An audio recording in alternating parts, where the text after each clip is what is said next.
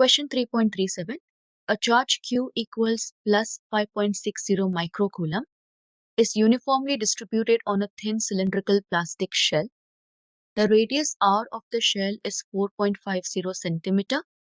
Calculate the electric potential at the origin of the xy coordinate system as shown in the figure. Assume electric potential is 0 at points infinitely far away from the origin. So here you have a thin cylindrical plastic shell that has a total charge Q of 5.60 microcoulomb, which can be written as 5.60 times 10 to the power negative 6 coulomb. And it has a radius r of 4.50 centimeter, which can be 4.50 times 10 to the power negative 2 meter. I need to find electric potential V at the center of the coordinate system. This is your y and x axis. Now, potential due to a point charge is given as V equals kq over r. So, if I were to take a differential charge dq, a small region with charge dq on the thin shell, its potential at the center will be the same as any other differential charge dq present anywhere on the thin shell. So, since all of the charge is at the same distance from the center, I can simply calculate potential by using the rule V equals kq over r. So K here is Coulomb constant, which is 9 times 10 to the power 9. Charge Q is 5.6 microcoulomb, so 5.6 times 10 to the power negative 6.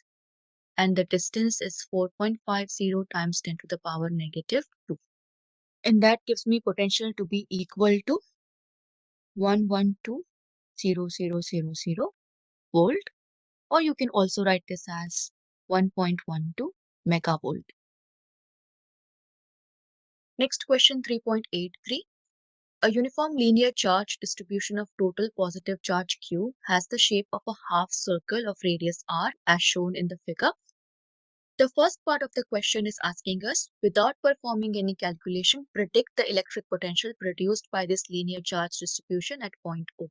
So here you have a linear charge distribution that is in the form of a half circle or a semicircle of radius capital R, and it has a total charge of plus Q. And we need to predict what will be electric potential at point O because of this charge distribution. Now, since each and every point on the charge distribution is at the same distance from the center, we can just calculate electric potential V as kq over r. Now, why do we use this rule? Potential is a function of distance.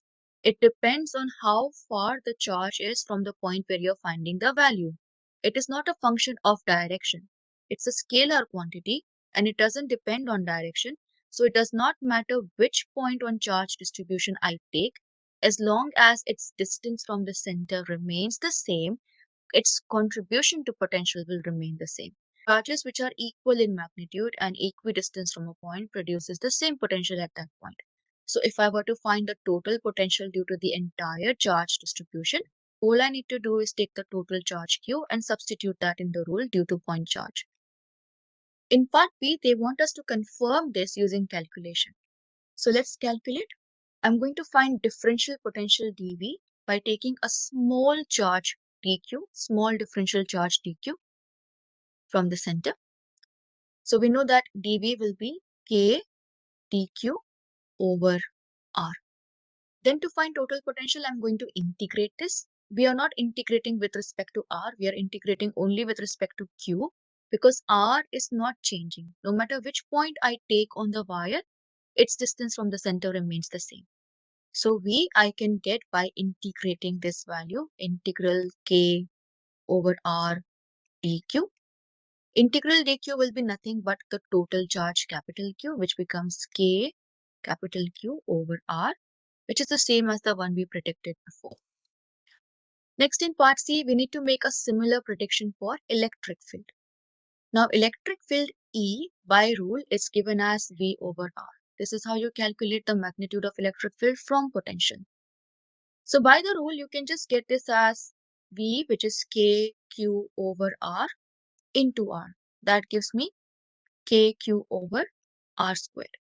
But this is not the value that we will get. This is not what we will predict because electric field is not a scalar quantity. It is a vector quantity. It depends on direction. So if I were to take a small point on the linear charge distribution, let's say dq over here, and if I were to find electric field at center because of this charge, since the charge is positive, electric field will go away from the charge. This electric field can now be split into components. One component moving along the x-axis, the other component going along the y-axis.